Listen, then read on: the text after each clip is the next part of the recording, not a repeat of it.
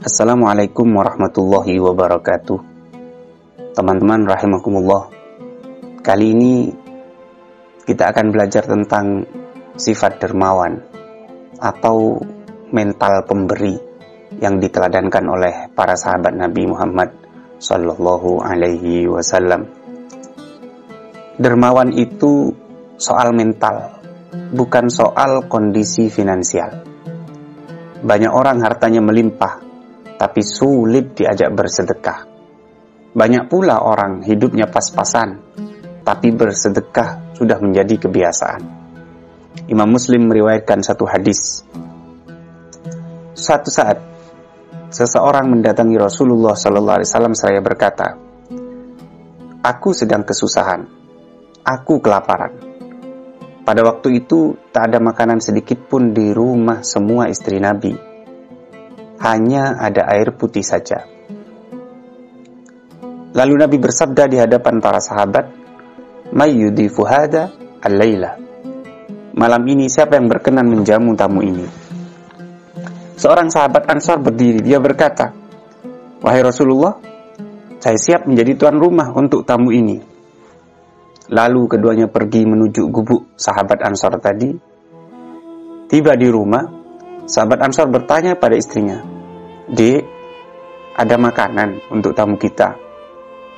"Tidak, kecuali hanya sedikit makanan untuk anak-anak kita," jawab istrinya. Ia berkata, "Hiburlah anak-anak dengan sesuatu. Jika mereka minta makan, tidurkan mereka.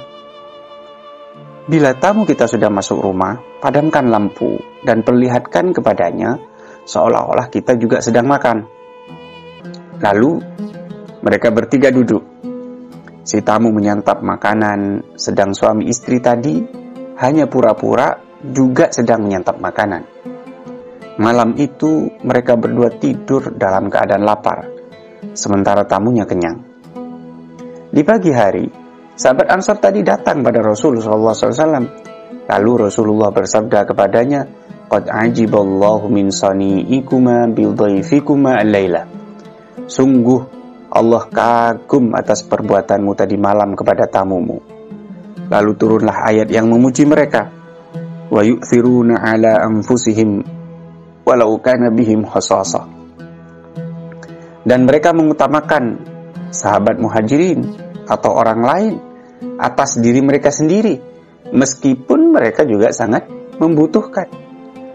Teman-teman rahimakumullah, Abu Mas'ud, salah seorang sahabat, berkisah begini. Saat turun ayat perintah bersedekah, kami pergi menjadi buruh kasar untuk mendapatkan upah. Lalu upah itu kami sedekahkan. Ada di antara kami yang hanya dapat upah 2 sok gandum, kira-kira 6 kilogram. Lalu yang 1 sok diberikan kepada istrinya, dan 1 sok yang lain disedekahkan. Lagi-lagi, dermawan itu soal mental. Apakah kita punya mental pemberi, ataukah mental pengemis sudah merasuk ke dalam hati? Para sahabat mengajarkan kepada kita, meski hidup susah, tetaplah bersedekah. Teman-teman, ada juga sahabat Nabi yang kere, tapi keren banget. Namanya Hakim bin Hizam. Imam Bukhari meriwayatkan bahwa saat Nabi masih hidup, dia beberapa kali minta-minta kepada Nabi. Setiap minta selalu diberi. Pas terakhir kali, Nabi menyampaikan kepadanya pesan di bawah ini. Al-yadul ulya khairum minal yadis sufla. Tangan yang di atas memberi lebih mulia daripada tangan yang di bawah, meminta, penerima.